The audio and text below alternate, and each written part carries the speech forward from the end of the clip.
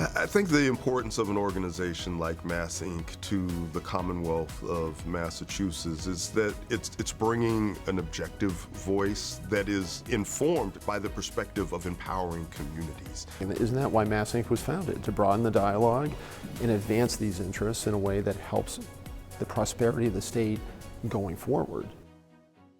We started MassINC 30 years ago because we were frustrated about what was beginning to happen to the middle class, that there wasn't the same kind of opportunity for social and economic mobility, and the difficulties that our political system was having in responding to those challenges. We wanted broad interest, involvement, and support across the political spectrum to be nonpartisan, and it has stayed that way for 30 years. MassINC is really unique in that it has earned the trust of Massachusetts residents. It's earned the trust of policymakers across the ideological spectrum. And as a trusted convener of policymakers at multiple levels, they can go from admiring the problem to actually developing a solution. MassINC Policy Center is really good at speaking to the issues that matter most to Massachusetts residents, whether it's access to a high-quality education, high-paying, high-wage jobs, access to affordable housing, transportation. There was this consistent flow of information that we were able to use, able to give platform and voice to the issues that we were advocating, and it kind of culminated to pass some significant legislation in criminal law reform. We picked up on what MassINC did, and now we've gone to work in a 3-year, $10 million initiative to build a vocational ESOL system for the state of Massachusetts. I think MassINC's key role in taking that research and data and then helping it synthesize into policies and making the case for those investments, that is really a concrete skill they have that is invaluable. MassINC's polling group has played a particularly important role in bringing the voices and opinions of our residents to bear on all the work we do.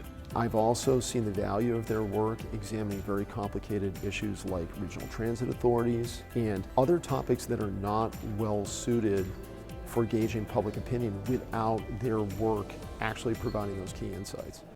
One of the great examples of how MassINC has evolved is the way in which the organization decided to make a much bigger deal of its work focused on gateway cities. Well, it was really a convening, bringing together a lot of the mayors, city managers, to kind of have a series of conversations about priorities, things that they could collectively work on together that would move the needle in terms of economic development. Gateway cities are so important to support the growth of regional economies, to make sure we're thinking about good jobs, opportunities for a high quality of life. How do we lock arms and do that together? For gateway cities like Fitchburg, having MassINC in our corner, having investigative reports, the summaries, the communication, the collaborations, when we're talking to state representatives and senators, to just be able to educate and connect us with each other, it really is making all the difference for us.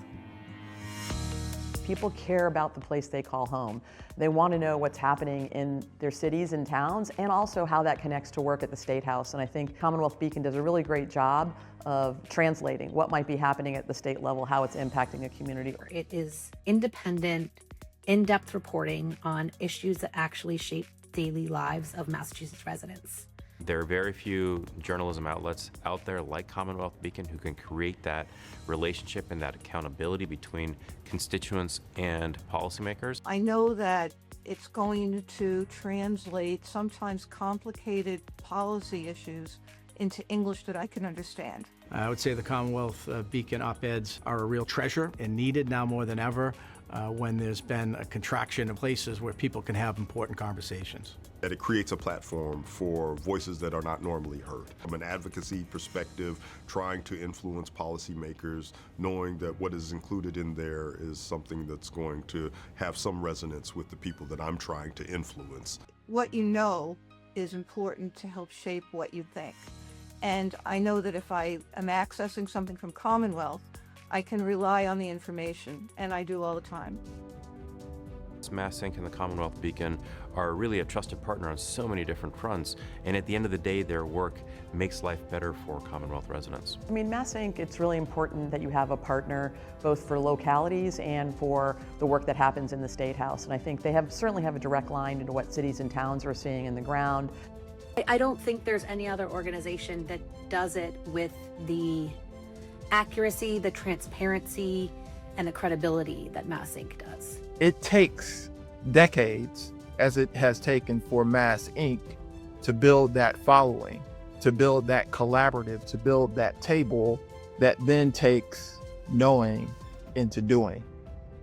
Seeing it today very consistent with the vision we had, it's starting to feel timeless to me. It is a Massachusetts institution now, not just an institute. The work, advocacy, information, and convening that MassINC is involved in makes a tremendous difference in the trajectory of people's lives. And we're fortunate to have MassINC in this journey for 30 years, and we look forward to the next.